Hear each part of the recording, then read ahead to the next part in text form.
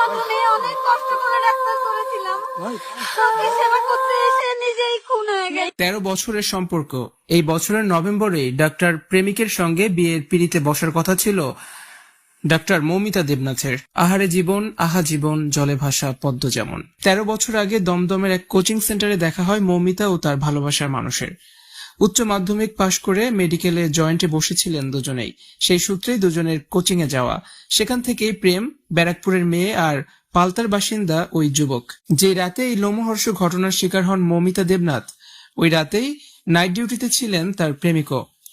নদিয়ার একটি মেডিকেল কলেজের হাসপাতালে চিকিৎসক হিসেবে কর্মরত ছিলেন তিনি। 31 বছর বয়সী মৌমিতা দেবনাথের দুচোখ ভরা কত শত স্বপ্ন ছিল। পছন্দের মানুষকে জীবনসঙ্গী বানাবেন, বাকি জীবন এক ছাদের নিচে কাটিয়ে দেবেন। 13 বছর ধরেই প্রেমের সম্পর্ক তাদের।